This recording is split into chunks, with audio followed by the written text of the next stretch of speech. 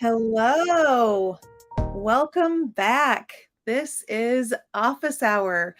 I am your host, Ruth Inman, and I am excited that today we are going to be talking about LinkedIn. LinkedIn has become a lot more popular over the last few years. It's grown in popularity and in functionality. And over the last 18 months or so, they've rolled out a lot of new features. And I'm really excited that we get to explore some of those features today. So, a few housekeeping things before we get into the meat of today's episode. If you are joining us live on social media, Facebook, LinkedIn, or YouTube, go ahead and comment. Let us know where you're watching from. Happy to have you here. We also are streaming live in the Social Media Pulse community. So if you go to socialmediapulse.community, scroll down right there in the featured area on the homepage. We're featured and you can comment directly in the community, and those comments and conversations last in perpetuity. They'll be there forever. We can continue the conversation offline much after this live stream has ended. So before we dive in, I do want to introduce my guests today. So we've got two amazing ladies that are joining us today to talk about LinkedIn. Specifically, if you look at the title of today's episode, we're going to be talking about LinkedIn Creator Mode, as well as some other things about LinkedIn. But my first guest is Mary Fane Brandt, and she is CEO of a consulting company, Mary Fane Brandt Consulting. She's founder of the LinkedIn Bakery. She does a lot of work on LinkedIn. You've probably seen her on LinkedIn. She has her own live shows on LinkedIn. And she's an international LinkedIn trainer, speaker, and strategist. And my second guest is Lexi Marek Beeler. Lexi got married this summer, so I'm going to have to remember to not call Lexi by her maiden name. I'm going to call her by her married name, but she's a marketing manager for PIC, which stands for Pig Improvement Company. And her career in marketing communications has spanned a lot of different things, but she has a special interest in LinkedIn and really likes to use it both personally and professionally, and has some great tips to share with us today. So I'm going to not belabor this any longer. I'm going to bring both of our guests on screen and they can introduce themselves a little bit more. Hi, Mary. Hi, Lexi. Hello. I want to say good day because it could be evening. It's the world's international. So I'm trying to say good day. So it Yes, can go for a good morning, good afternoon, good evening. It's that or aloha. Both work. I agree. What do you think, Lexi? Yep. I always say, you say it really, really fast, and it's good morning, good afternoon, good evening. And you Oh, just shove it all together so you hit all of it. all the good things, right? Yes, I love it. Yeah. Yeah, I but love Mary, it. I think I like good day better. That's a Good little day, easier. everyone. Right? We'll go Yeah. down under. Good day. That's why aloha and good day because it works. And especially with this online international audience, right? Mhm. You just say Absolutely. good day. Absolutely. And in the Social Media Pulse community specifically, we do have a lot of friends and community members from Australia and various time zones around the world. And, picking times for our live stream is always a little bit hard because you're trying to plan 13 or 14 hours in some cases in advance. So that's the beauty of the online community that is there all the time, and that we can watch the replay. If you're watching the replay, don't be afraid to comment where you're watching from and that you're watching the replay. So good day, everyone. And I introduced both of you ladies a little bit before I brought you on screen, but I'm going to throw it to each of you now. And let's start with you, Mary. Let's tell us a little bit more about yourself and what your interest is in LinkedIn. Why do you like LinkedIn so much? Well, so what happened was I lost my job a few years back, probably it was 2014. And I was like, what's this LinkedIn platform thing? So I did everything wrong as a job seeker. And I decided to really dive in and start learning about it. I decided to open my own business. So we're on our third revision of names and websites. But what happened was, I realized as an entrepreneur, it was a gold mine. Like, you can advertise here, you can use it to build your network, have meaningful conversations. And so I decided to really dive all in and help other entrepreneurs and business owners learn how to level up their LinkedIn game. So I've been on the platform since 2014. I'm on it daily. It is my choice of poison, if you want to say, for social media platforms and to go down the rabbit hole. I just feel that it's so robust for a professional community. It's where I like to spend my time, and I like to teach people how to master LinkedIn in an hour a day, how to get the biggest ROI with spending the littlest amount of time. And that might seem counterproductive or counteractive, but it actually works. You don't have to spend 4 hours a day on LinkedIn to get the biggest ROI. You have to be strategic. That's what you have to do, and have a great network. And so that is my favorite thing to do. Is to this year we introduced VIP intensives where it's I take you from boring to badass on LinkedIn. Okay, I love that. So both as a personal user of social media platforms and as a social media manager, I think that is one of the biggest stressors when new platforms become popular, or you hear, oh, you need to be on XYZ platform. It's just thinking, how? Because How we can I only put have one so more much platform time. on my schedule, right? Yeah, absolutely. And that's a problem we all face, Ruth. And the problem, the first thing is you have to choose your platforms, and you don't have to be on all of them. That's what I tell people. Pick two, master two platforms, and then be strategic of how you spend your time on that platform. So for me, like, Instagram reels, right? That's where I check out. I just check out. I just want to see what people are doing. I don't do business over there. I go there to just check things out. Facebook is for family. My professional network is all created on LinkedIn. I mean, I have professional connections on Instagram, but I use Instagram to check out, just to see what dances are going on, what great recipes are out there. So you have to understand where your audience is. And being that I work with career women, right, helping them level up their careers, and business owners, they're over on LinkedIn for me, right? That's where they're hanging out. So just be strategic with your time. I love that. And I see Lexi shaking her head Yep. to all of those great comments. So, Lexi, now I'm going to throw it to you and tell us a little bit more about yourself and what your interest is in LinkedIn. Why do you love LinkedIn so much? Absolutely. So, hello, my name is Lexi. Thank you for the fantastic introduction, Ruth. I am a social media guru and have been for many, many years. And my personal background in the professional world has been in three different areas. I started my career at a startup business. Then I actually went to a government position. And now I have expanded my career at Pig Improvement Company, which is a corporate company based here, focused on pig farmers here in the US. So, my interest with LinkedIn, and I completely agree with Mary, is you have to focus on one. And at Pig Improvement Company, actually, our main platform is LinkedIn.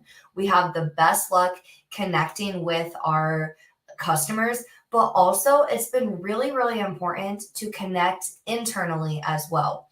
As the business world continues to grow, there's more and more people working from home. I actually am a remote worker. I'm based in St. Louis, Missouri. I grew up here in the Midwest, and I don't work in the office every day. The office is in a completely different state. So LinkedIn has been extremely important to our company because it allows our company and our employees to connect outside of the office. And we're not in the office. Pigs are in the office. So when we look at our customers, where our product is at, it's not in our office. And LinkedIn allows us to make those connections, continue to engage with each other and with employees. It also allows our leaders to connect with those on their team in a different way than we do at events or in the office, like I mentioned. So it's been an awesome platform. I've been on it for many years personally. And it's been great to follow the changes, to learn what we can do from a business perspective. And as the social media manager within my company, it's really been a great tool for my company to continue to grow our engagement and our connection with others. Yeah, absolutely. And you mentioned it's a very important platform for your company. You like the tools that LinkedIn offers. So I'm going to go back to you, Lexi, and ask, what are some of the tools that the average LinkedIn user, whether they're doing it for a business or organization or for themselves personally, what are some of your favorite tools to use on LinkedIn? Absolutely. So first, I always say when you're getting on LinkedIn, set a goal that fits your need. We actually recently, I helped one of our company leaders get a platform, and it can be very daunting, right? And like Mary mentioned before, an hour a day, maybe we don't even have an hour a day. So is that an hour a week? Is it checking network and making a post? Just that consistency. Set the goal that works for you based on time. Hour a day would be fantastic. But if that's too daunting, let's back it down and let's work on what works for you. So outside of even the tools that LinkedIn offers, it's setting that goal that works best. Then when we dig into the tools, our company actually really utilizes the business manager on the back end to run advertisements. When we talk about ads reaching our main audience, they're on LinkedIn. And it has been a complete success based on what we've been able to run from the back end of LinkedIn and continue to reach customers. Push actually to our website is usually where we drive, and continue to offer our resources to make our customers the most successful they can be. So we really like that business manager perspective. All right, I jumped the gun just a little bit. Yeah, and so the business manager rolled out just recently, Yep. and also another tool that we've heard a lot about over the last, I think it was March of 2021, and I know Mary's going to know this because she likes and has a lot of expertise about creator mode. So, Mary, I would like for you to can you explain creator mode a little bit and what are some of the tools that people have available to them through creator mode? Sure. Yeah, I love creator mode because you get early access to some things and access to some tools that LinkedIn has, you can only get through creator mode. So, one of the questions I get asked, and I think I should answer this right away, Ruth, is who should be using creator mode?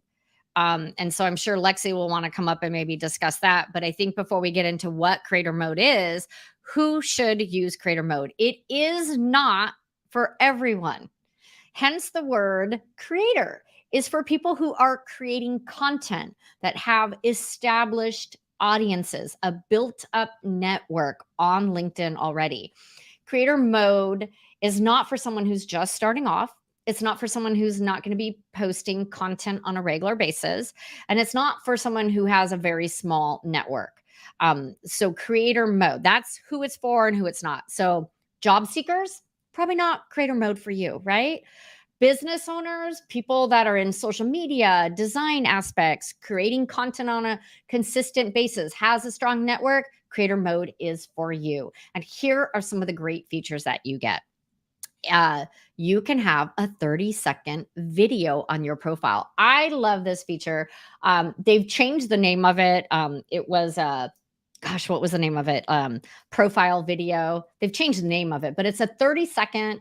You can call it a commercial or get to know you. I like to encourage my clients not to just say, "Hi, I'm Mary Thane Brandt. I'm a career coach and LinkedIn strategist." If you guys go and watch my video profile, you'll see that it's a little different. You get 30 seconds and it can really help you stand out and people can get to know who you are and you can be more relatable through the video because they can see and hear you. So I think that's an important tool. You also get access to newsletters. And I have to be honest, I dragged my feet on creating my first newsletter because I wanted it to be perfect. And I wrote about that when I posted it. And I finally posted it last month. My next one comes out tomorrow. It's called the Connection Newsletter. And why is that so important? The first time you send out your newsletter, it goes to all your connections. One time it goes to all your connections. So that first newsletter, in my mind, it had to be perfect, right? But done is better than perfect. But it's a way for you to stay in front of your connections on LinkedIn. So we can, I'm sure Lexi and I can maybe talk more about that, but there's some things you have to figure out or decide upon before you say, hey, I'm going to do a newsletter, and then be a flake and not do it on a regular basis. So weekly, bi-weekly, or monthly. I chose monthly because I figure that's all people want to hear from me, is once a month is good enough. So that's one of the features that you get with Creator Mode. You also get 5 hashtags that are associated with your profile. And so those are dedicated hashtags. You get to choose those. Connect. So you have on your profile the button that says connect on most people's profile. Well, that changes automatically to follow. But to me, that's no big deal because you can manually go in and change that on your settings. But here's something that you get with Creator Mode. Your featured section is moved up higher on your profile. It's placed above your About You section, and your activity section is moved up higher because you're creating content. You want people to see your content. So they've kind of shifted that all up. Now, some people say, is that a good thing? I think it is if you're a creator and you want your content seen. And this is why you have to decide if Creator Mode is right for you. Because if you have an amazing About You section and you're getting leads off of that, would you want it to be dropped down? Only if you're creating amazing content that is getting engagement and bringing in qualified leads. So your profile is laid out differently when you have Creator Mode turned on. So those are some of the bigger features that you get with Creator Mode. I don't know if Lexi has something that she would like to add to that. Yeah. Are you using Creator Mode for yourself or your business, Lexi? I don't know if we actually discussed that in advance. Well, you're good. So actually, I think this is a great example because as a social media manager, personally, no, it is not something that I need to be using. So Mary, when you mentioned like, who is this for? I kind of went through the list of like, who is it for versus who is it not? So as a social media manager, I support the business. I am not selling personally my expertise or tasks to others. I need to be supporting my business. So who that belongs to, I am not in the creator mode. Who I support is. So that would be our business leaders. And actually in the past, with previous roles, politician. That was my last job. And that is really important when we talk about thought-provoking thoughts, getting that out, and then also utilizing the tools. In my previous job, the newsletter wasn't an option. So that would have been really nice. Now it is. So when we look at our leaders being thought-provoking industry experts, that creator mode is really, really important. And from my business perspective, our customers do not want to hear my expertise on social media. They want to hear our leader expertises on the industry. And that's when we utilize that creator mode. An example, when we look at the newsletters, actually, I could tell immediately when the platform became available because those leaders that I see in the industry, I started getting their newsletters. And it's awesome. I actually look forward to that once a week. There's one certain industry leader that is in my inbox once a week, and I know I click on that. So Mary, we can talk about imposter syndrome and not putting that out there, but I promise you, and actually I'm going to reach out and tell her I appreciate that because I haven't done that. But like you said, more information is better than no information, whether it's perfect or not. And that's coming from your perspective. So personally, I don't use creator mode because I am that fit where it's not important for me to use it. Where I use it is I support leaders within my industry. Okay. Absolutely. I love that. Yeah, I love that we have too. two Yes. different perspectives. And that's what I was hoping. Like, it is not for everybody. Like, just because LinkedIn rolls out some new shiny feature, you're like, oh, I got to get it. I got to use it. You only need to use it if it supports you in your journey. So my question to everyone that's watching, what are your goals for being on LinkedIn? You need to start there and then decide, is creator mode right for you? And any other feature, like, is a newsletter right for you? Just because you can do it, I'm going to share something. Just because the dress comes in your size doesn't mean you should wear it. Ooh, right? That's good. Right? Because, or just because the shirt comes in your size does not mean you should wear it because of age or how it fits, right? Just because LinkedIn rolls out a new feature doesn't mean that you need to jump on that bandwagon. Only if it's something that supports you in as a career professional, if you're a job seeker, or as a business owner or a supporting role. And you can test it out, like the newsletter, I believe, for me, right, showcasing my expertise and providing value, LinkedIn tips and career. We have like the career corner on the newsletter, and then I have absolutely, because I showcase my favorite apps, because everyone's always asking me, so I absolutely. And then we have the LinkedIn features. So I have it. And then, of course, because anybody that knows me knows that I love my coffee. And so we have the coffee corner, and I share I share a local coffee house every month. So I have a little fun in there because that's part of my brand. Right. So I think the newsletter is great for the thought leaders, like you said. And Lexi, you're right. It's not for you to use. I love that we have different angles of how to, what to use, and does it work? It doesn't work for everyone. And something that I always think of, and Mary, maybe back when you started your company, you would relate to this, is no now doesn't mean no forever. So who knows? It's still something that, paying attention to the trends, learning as much as you can. And as we look at the community, there's social media managers within companies, and who knows what their path might take as they continue to work up or change direction. It's something that is always going to be beneficial, but it doesn't have to fit right now. The dress might fit in the future, but not right now. I love that analogy. Just, it doesn't fit right now for you to use it, but be aware of it. So when someone asks you, you're like, yeah, I know about creator mode. Yeah, I know you get newsletter, audio events, all this great stuff. It's not a right fit now, but be aware of it so that in the future, because we all know the future can change like that, right?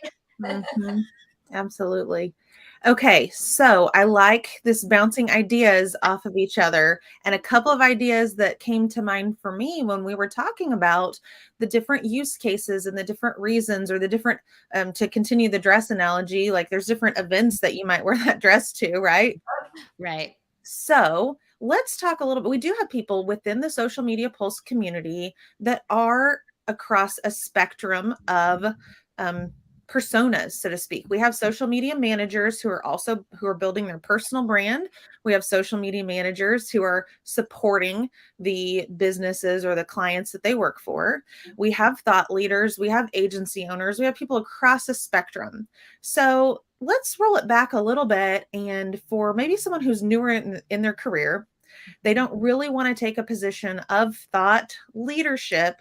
How can they strategically use social media, or not social media? Well, so yeah, social media, but LinkedIn specifically on social media.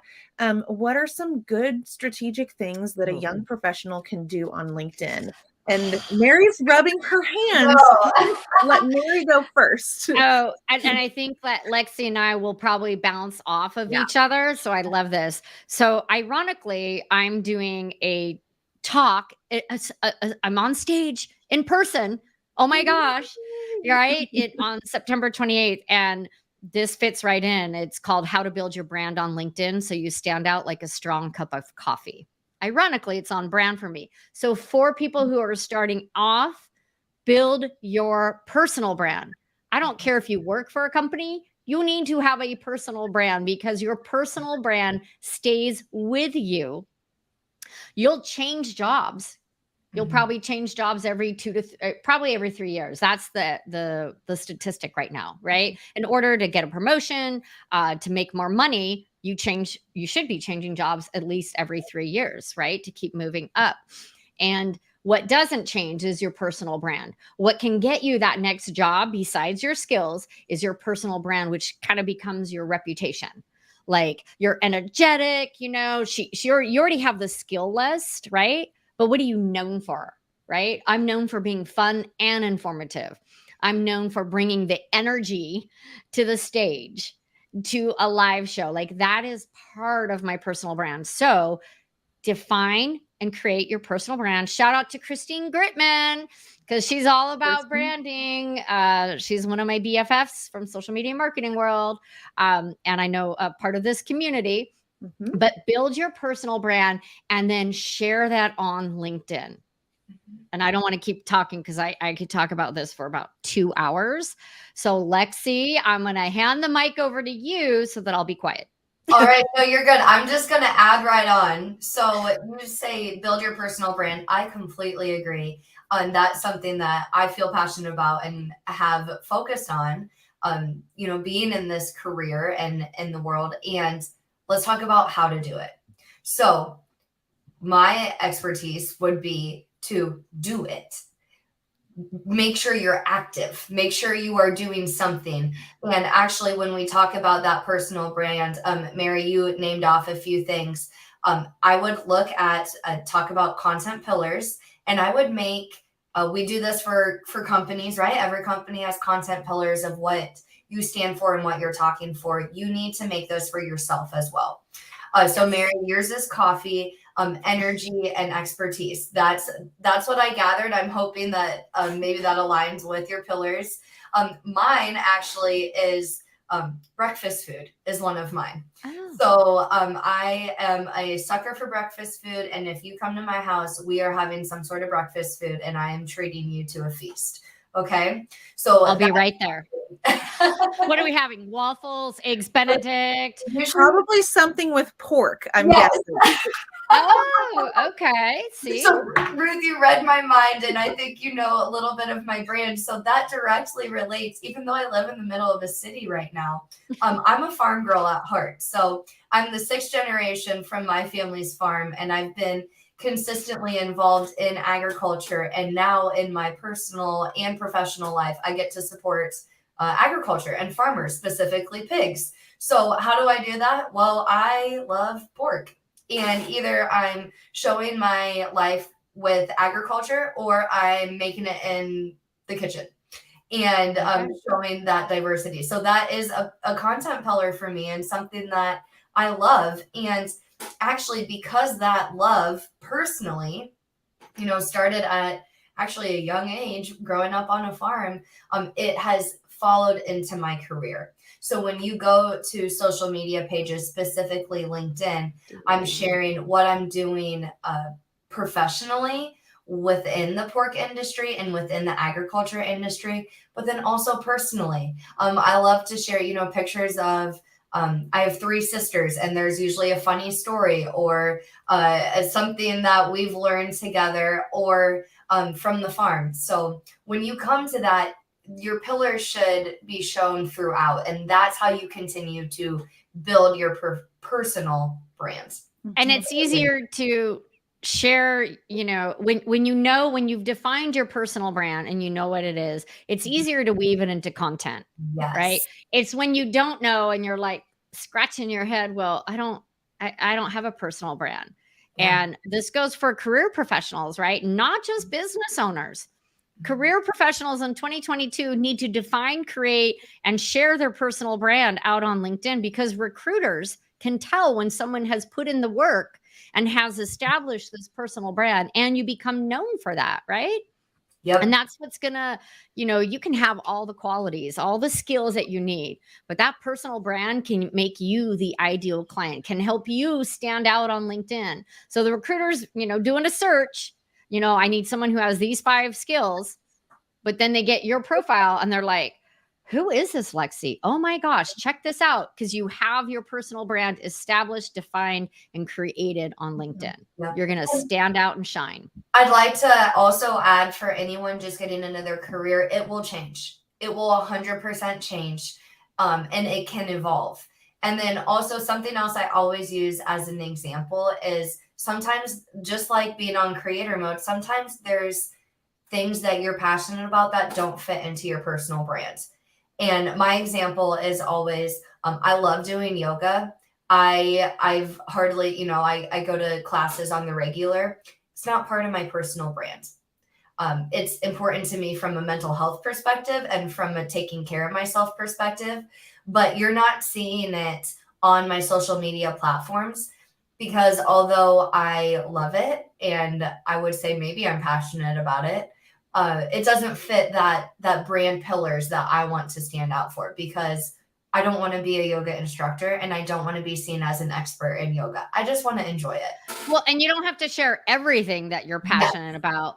I'm passionate about having fun doing what I do. So my brand, I can describe it in 4 words. It's fun, informative, casual, and conversational. It's love it. fun because if I'm not having fun, I'm not going to do it. It's informative because I'm very strategic when I work with my clients, but I'm also very casual, which helps my clients open up and have amazing conversations with me, where I always say the magic comes out of the conversations with my clients, the aha moments. They're like, oh, I had no idea I could do that. Or, my career clients like, oh, I really am talented and smart and, skilled for that position, elevating their career. So it took me a while. So don't be discouraged if you don't know what your personal brand is. It's never too late to create one.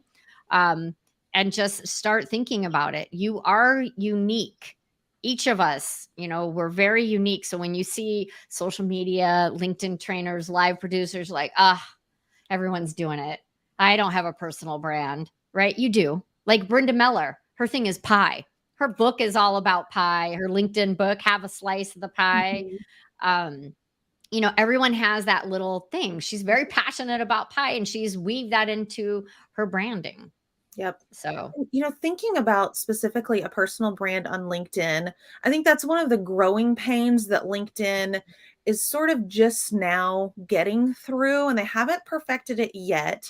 But if you look at the long history of social media platforms all started out with their very unique perspective on social media, and have all started to look more and more alike over time, right? They cannibalize each other's best features. But specific to LinkedIn, I think the reason why it was slower to take off is people thought professional content and a professional network looked a certain way, and it was only about business, and it was only about your career, and it was only about those types of connections, and you couldn't have any of your personal life or your personality on LinkedIn.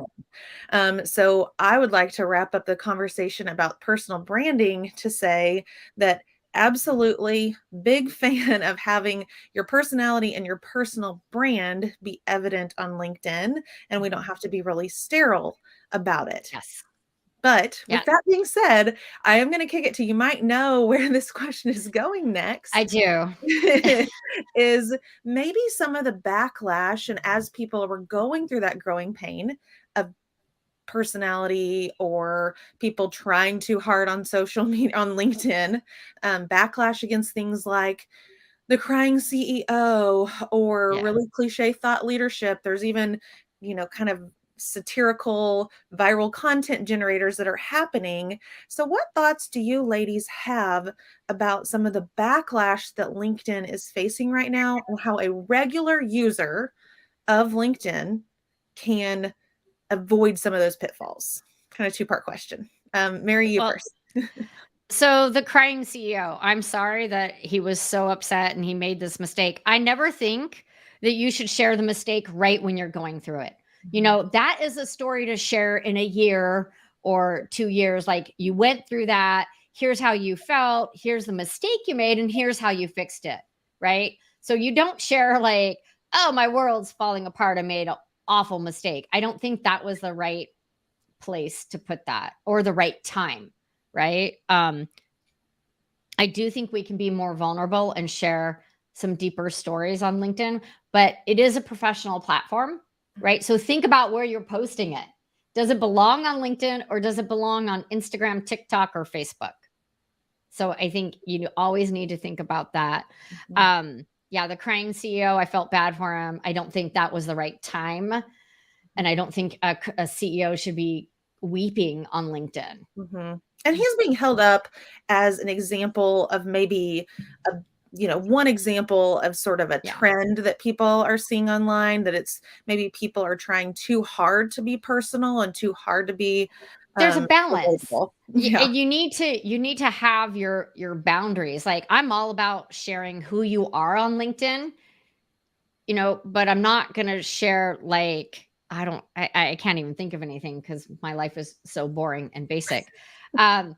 You know, my cat throwing up. Like, am I going to show that on LinkedIn? No. Might I do a reel about it on Instagram? Like, oh, those damn hairballs, right? Like, that would be over there, but I'm not going to share that on LinkedIn. That's not what that audience is for. Mhm. So I think that you need to first, does this belong on LinkedIn, or is it more Instagram worthy?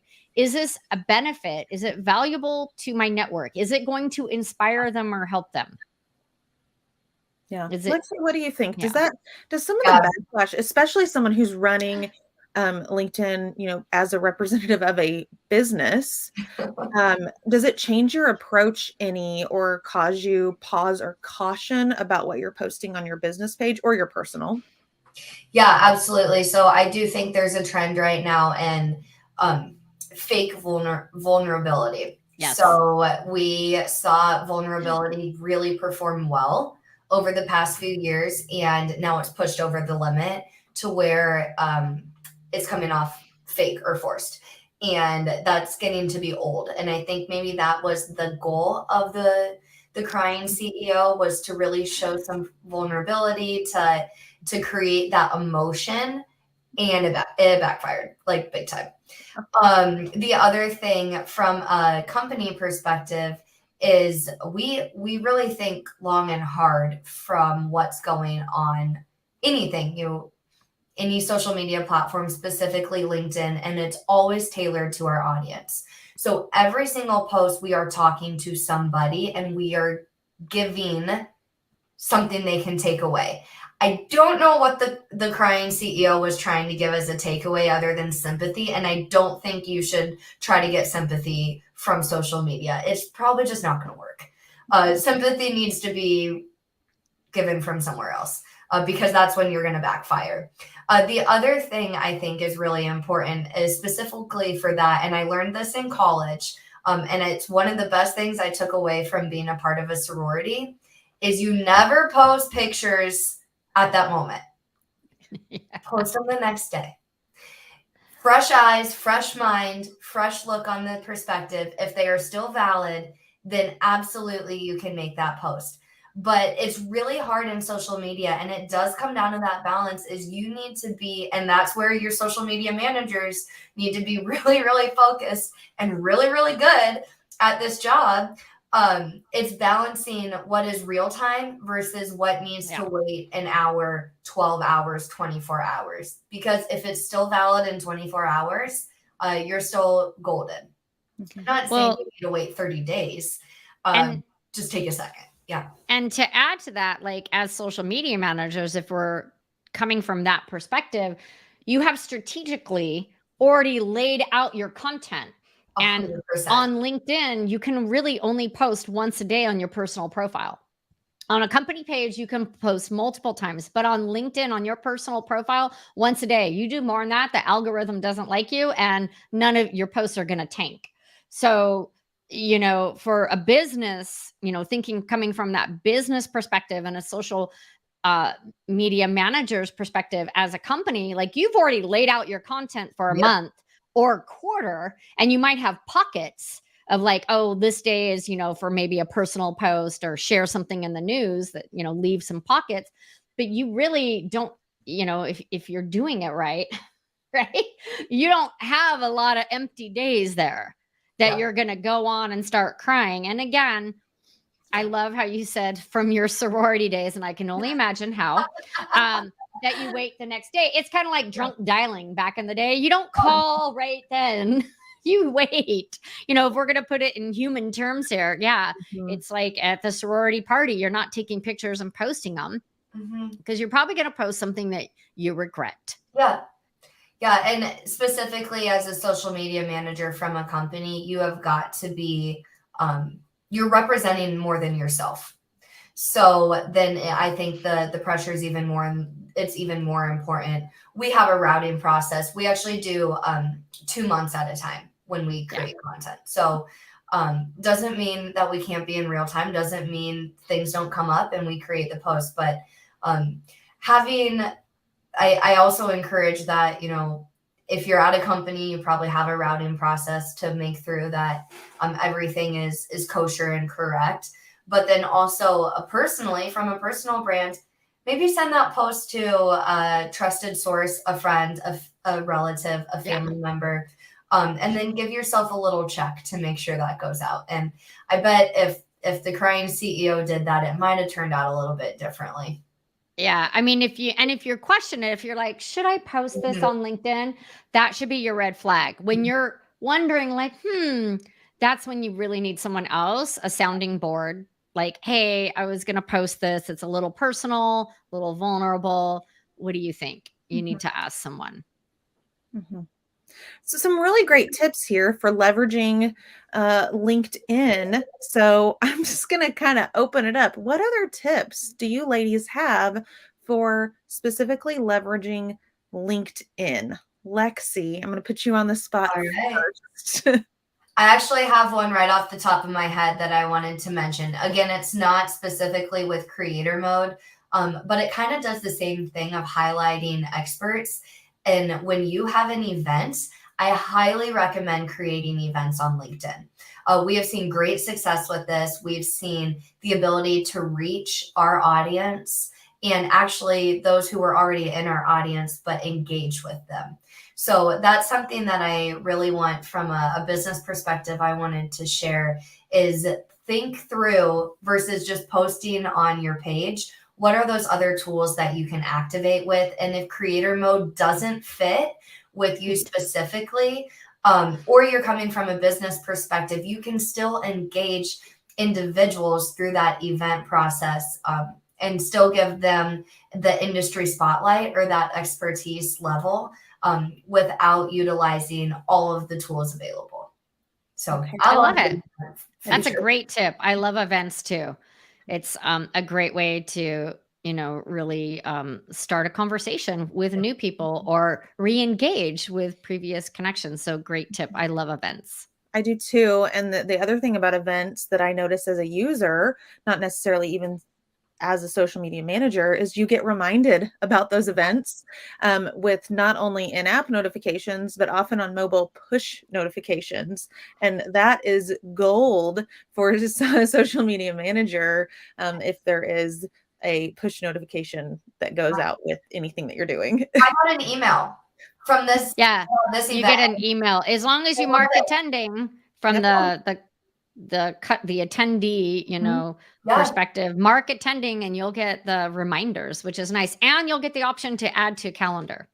Yeah, it's golden. So, I love it. Great tips. All right, and Mary, what other tips do you have? Well, I'm just going to go back to some basics. Right, you're getting started on LinkedIn. You're not sure what to do. You're not sure. Well, how much do I have to put into this? I'm going to give you my 5 C's. So first is comment on other people's posts. Your name and title appear every time. So then you're top of mind. Then send a connection request, right? If there's someone that you want to get in front of, I use this to get connected with the CEO of a company that I want to reach out and have them sponsor me maybe. Right? I love the company. Let's comment on his post. Then let's connect. Then cultivate the relationship. Don't drop in. I've been connected for 4 months, 6 months with this person. I'm not dropping in asking for something right away. I'm cultivating the relationship. Be consistent on LinkedIn. If you think going in once a week or once a month and you're going to get the results that you really want, I'm here to tell you that's not happening. You need to be consistent and you need to create content. It's another way to get in front, like events. Events is a great way. Creating content that provides value and provides an opportunity for interaction. So asking a question, tagging a few appropriate people, not 10 people, 2 or 3, right? Like, hey, I'm really, I know that you use Agorapulse right? How do you use it? Asking, specific questions. So really comment, connect, cultivate, create content, and be consistent. Great. Good. Such a great summary. Such a great summary. And for those watching the replay or watching live, if you have any questions for our experts here today, go ahead and drop those in the comments. Deb, our fearless community manager for the Social Media Pulse community, is in the thread for this office hour within the community right now, live tweeting, Deb. live posting. We need to come up with a term for, I guess, live community managing maybe is the term that we're doing, with some really, really great summaries of the conversation that we're having here today. So if you're watching the replay, you can go and find specific nuggets of wisdom from our wonderful guests here today. So as you're thinking about comments or questions that you might have, I do want to pause for just a moment also and shout out to our streaming partner, StreamYard. So using StreamYard for live shows with the Social Media Pulse community. I am a newbie to the live streaming world, but StreamYard makes it so easy to produce. I only make a couple of errors each time, but that's not anything to have to do with the actual platform itself. That's user error. So for those of you watching, if you like StreamYard, so do we at Social Media Pulse. And I think I heard a rumor that Mary does too.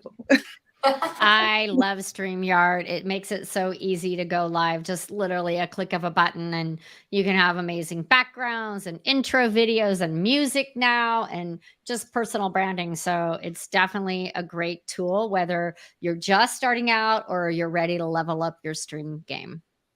Absolutely. And I am doing both, starting out and trying to level up at the same And you're time. doing a great job, Ruth. You're doing a great job. Well, hey, Linda, I just want to say hi. She said she enjoyed the 5Cs. So Yeah.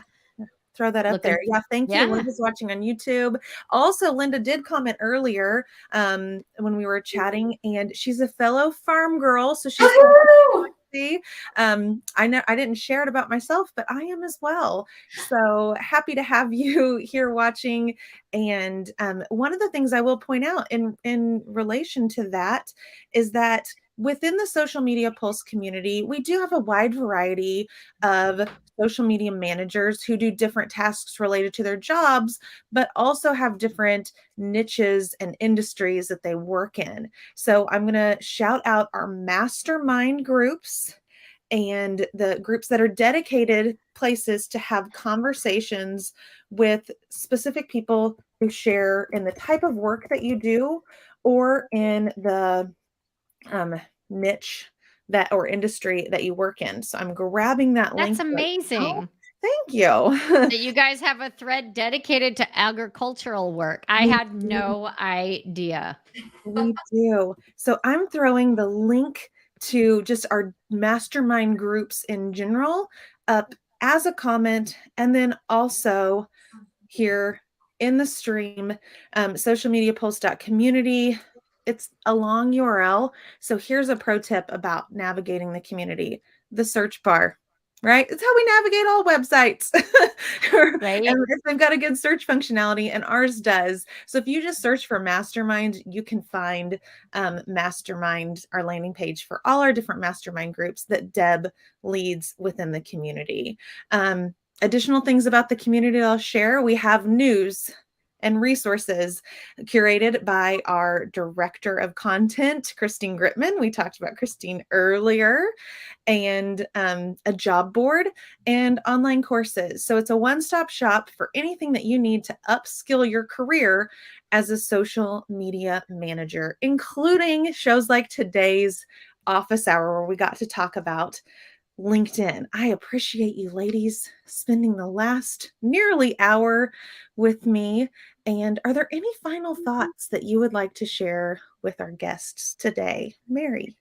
I want to just encourage everyone to get over on LinkedIn, give it a try. Maybe you used it before and it didn't work. They've made so many new changes and features are rolling out, as I like to say, faster than chocolate chip cookies disappear in my house. And so jump back over, give it a try, and just remember that done is better than perfect. I think a lot of people get hung up on creating content because they think it has to be perfect. And what it has to be is relatable and valuable. And so take away perfection and just get over there and post. And I'd love to connect with anybody out there. You can follow me on LinkedIn. I do have my account on lockdown because Yes. I have too many weird people wanting to connect. So I am in creator mode. So just follow me and Yes. I'll see you online. Thank you. And I did drop earlier in the comments here, and then I'll put them back in the community as well. Links to your personal LinkedIn for people to follow, or your business page, as well as Lexi and Pig Improvement Company. I chose the North America link. I Perfect. thought that might be the most relevant to this audience, although we are a global community, to be able to connect and follow on LinkedIn specifically. Lexi, do you have any final thoughts as we wrap up today's show? Well, another actually tip that we can share is our North America page is linked to all of our regions. So if you do start with one, you can get to all of them. But North America, maybe I'm biased because I'm based in North America, but that's the one I do work on. So I think that's a good place to start.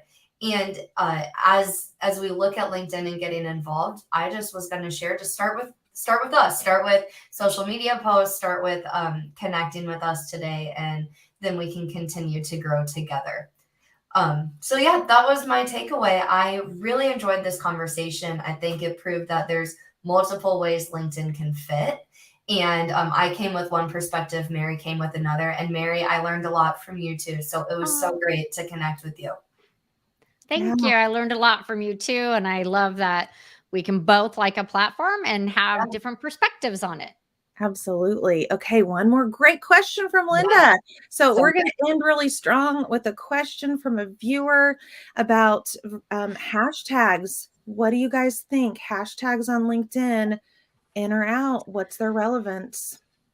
I think they still work, but the thing is, it's not Instagram. So I see people, if you're using a scheduling tool or you're just an Instagram person trying to get over on LinkedIn and they copy their posts and you see 10 hashtags, that doesn't work. And my creator manager earlier this year said 3 hashtags. mhm. That is, so I'm going to write a post about this. LinkedIn, think of LinkedIn as a board game. You have to play by their rules to win. I I think like that's a mic drop moment right there. I that. That like it. is, that is. I You like Good. have to play by their rules to win. So their rules are 3 hashtags. So Mhm. try that. They're still searchable. Mhm. What do you think, Uh, Lexi? Do you use I hashtags? think hashtags in general from every platform, it's like we used to focus on them and they were the most important. And like the board game reference, I love that. It's always changing, and hashtags are not Yeah. at the top of the priority right now. Yeah, it's not Yeah, something that you have to focus on. I think they're still relevant, but yeah, do I train people how to like every post? I'm like, no. yeah. It's not like it used to be, and it's not going to make or break it. We try to do 2 to 3. And actually, a Perfect. lot of times, I think one way that works well on LinkedIn is to get the hashtag into the copy, Mhm. not just paste it at the bottom. So Yeah. that also makes you think of the relevance. If the hashtag Good is point. irrelevant, it's not worth it. So maybe try that tip. It's not a win or lose game at this point, but they're still important to have. They still Yeah. work. Yeah, I think that's, and I'll add my 2 cents to this question in particular. Sorry, I had a replug in my computer. It was supposed to tell me and it's come undone. So I was sneaking down to get my cord. Sorry about that. Yeah, but my perspective about as a personal user of LinkedIn who really hasn't embraced the platform fully, but has doing more so over the last 6 months is I do kind of take my cues from LinkedIn when I'm typing copy and they're suggesting hashtags based on keywords that I've used within that post itself. Oftentimes I'll take them up on one or two of those, like contextual hashtags rather than hashtags at the end of a post. But I'm not the LinkedIn expert. You ladies are. And I'm so grateful that you've shared your perspective and your knowledge and your insights with us today. This has been so much fun. Thanks again for joining us. Thanks for having us, you. Lexi. It was great meeting you, Ruth. Nice seeing you again online. And yeah, we're here to help. So if you got any questions, type it in the comments and I'll be sure to drop in and answer those. Yeah. Okay. Thank you to everyone for watching live or watching the replay. And we will see you in the Social Media Pulse community. Bye. Thanks all.